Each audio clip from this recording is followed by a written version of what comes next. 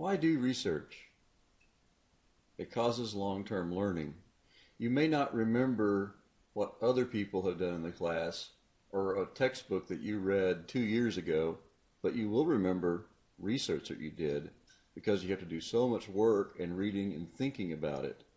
This is the reason many graduate degrees major on research because it causes students to really remember it. It really embeds it in your brain. There's some classes you can memorize your way through, not so with this one.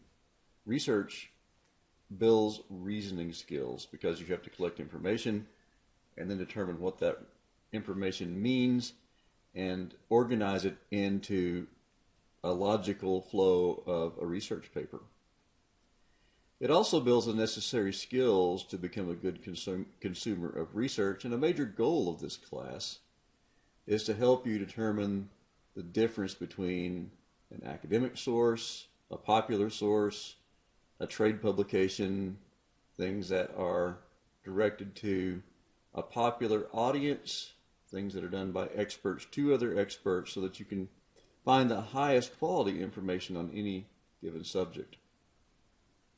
And then my wife thinks this tendency in me is perverse, but I get warm fuzzies from doing research. I love it. It's like fishing. Some days you go and you get skunked, and other days you go out and you hit the mother lode, the gold mine, in doing research. It's like you can't do anything wrong. Sometimes it's just a matter of getting the key search words correct, but it's wonderful when you actually begin to discover things. So I love to do research. Right now you should be in the pre-writing stage, which is you should be generating a topic.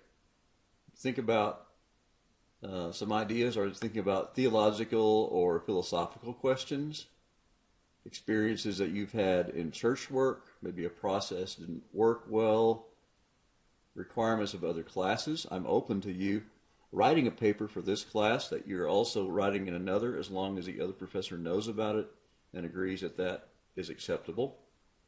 Realize, though, that if the other professor has different requirements for paper in their class, you'll have to tailor it for both their class and adapt it for this class as well. Another idea is to talk to any of your ideas with a librarian. And then the Wayland Style Guide has many topic suggestions, and so I would suggest that you take a look at that. A good way to think about how to come up with a topic is a cluster diagram. Here's an example of one. Let's say that we're going to talk about human nature. That's our general topic. Think about things that are related to human nature, or aspects of it. One is sanctity of human life, and of course the issue of abortion would be part here. Then there is ontology, which is the philosophical branch that has to do with what does it mean to be, or what does it mean that something is or something exists. Another major area would be the fall. Family relationships is another big area of human nature. Sin, well, we could go even out, now we're out 2 levels from human nature, talking about the influence of sin. Free agency is another issue that deals with the fall, or has to do with the fall. If we go out that same number of levels from family relationships, we have raising adolescent children would be a topic, or husband-wife relationships. And now if we go out one more level, we have dealing with financial stress in marriage. And if we go out this far, that's 1, 2, 3 levels from human nature. We have a topic that is approximately the right scope for the length of paper you're writing in this class. So for your topic, begin with something general and try to reproduce this cluster diagram for your own topic. Another thing you should be doing in the pre-writing stage is develop a research question and assumptions. A research question is the specific question you have about your material. It should be expressed in one sentence, not a paragraph, that crystallizes what it is you're asking, that will guide your research and everything that you gather. And the research assumption, that's the answer you assume you will find before you begin your research. Here's a research assumption. Small groups are essential to spiritual growth. Everybody has assumptions, so it's better to admit those up front. And then a research question that would go along with this assumption is, what dynamics of small groups cause people to grow spiritually? Or, what are the best ways to train small group leaders?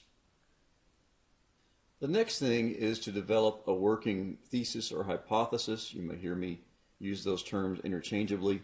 Thesis simply means the point of the paper.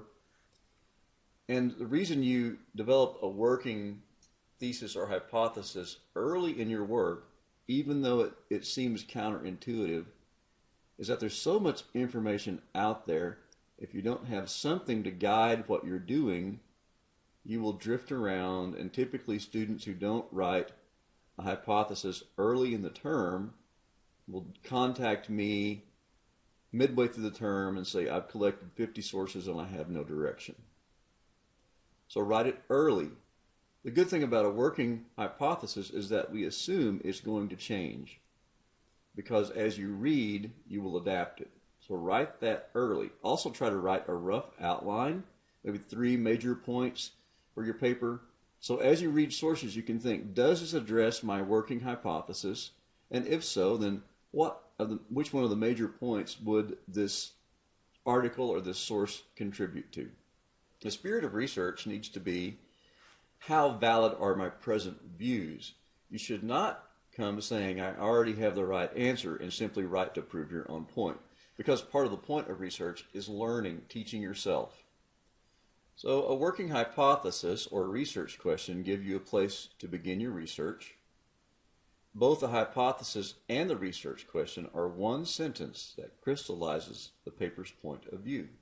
We talk about the research question path in this class. Here we have the major point or the major question of your paper must survive from beginning to end. And this purple arrow is the first major point of your paper. Whatever that point is has to tie back into addressing the major research question. Then let's say you have another major point. That major point needs to tie back into addressing the research question.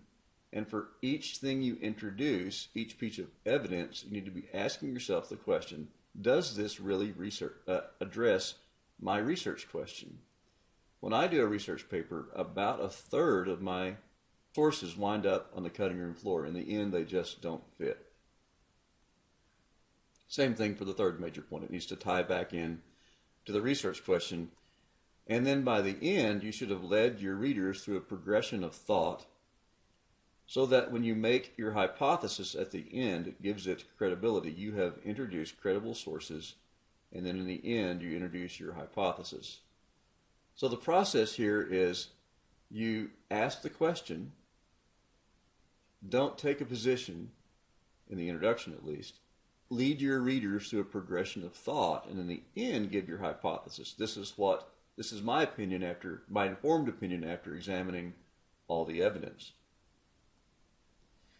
I have a hypothesis writing exercise in the folder for this week. I'd like you to read through that, complete that exercise, and there'll be a discussion board thread this week addressing that, where I'll ask you to contribute and we'll interact. One of the best ways to get feedback is to write out what you want to do, even if you're not real clear, and we can go back and forth to help you refine that. The research paper structure, you want to have an introductory paragraph. At the end of the introduction, you should introduce your research question. So the paragraph leads to the research question. Then you have a background section. This is necessary many times because if you're, for instance, doing something in systematic theology, we may not be familiar with all those terms. Don't assume that we are. There may be specific terms that you need to define so that everyone knows what you're talking about. Or let's say you picked a historical topic. You need to bring us all up to speed on the general background of that topic in a paragraph or two. Then major points. For a paper of the length you're writing, I would say that you need to have up to 3, but no more than 3 major points. You could have 2. The summary and conclusion, one of the things you need to do is summarize what you've talked about, but also give the hypothesis toward the beginning of the conclusion. This is the hypothesis, is your informed opinion after examining all the evidence. And then the rest of the conclusion is your turn to talk about the implications of what you found.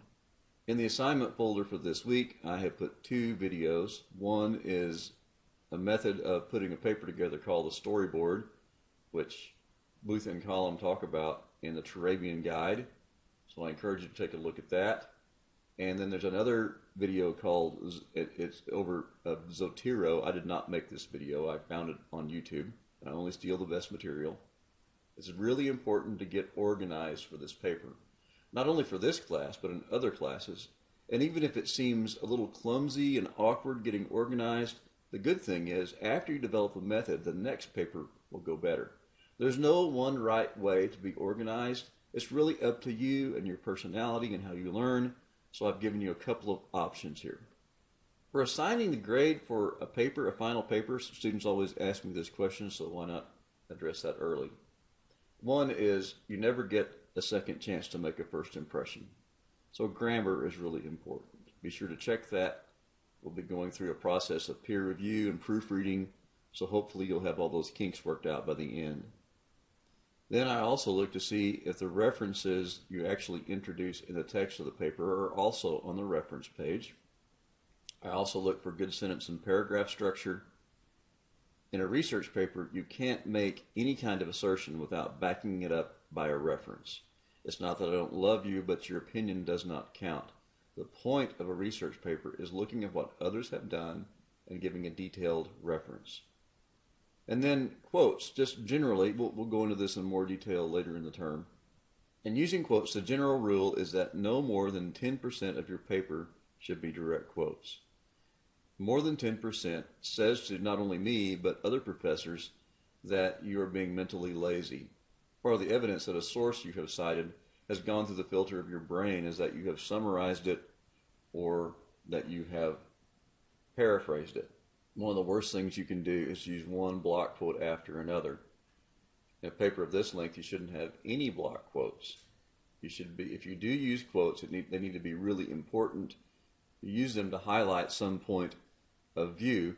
And one professor told me that if you do decide to use a quote, it needs to be so wonderful it will bring a tear to my eye. So be careful about using quotes. Don't overuse them.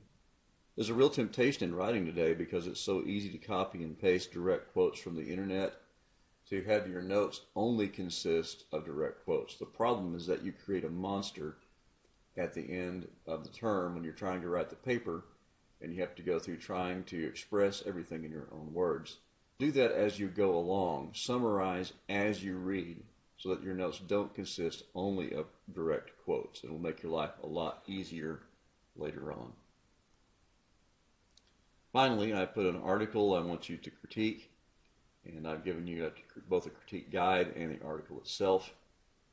Read through that, and then we'll have a discussion board thread this week to deal with a critique of that article. We'll talk about the details of it, what you think the strengths and weaknesses of it are. Part of the class is learning how to read, research, and decipher it, and the best way to do that is to actually read it. So that's what we're going to do this week. Look forward to interacting with you in the discussion boards.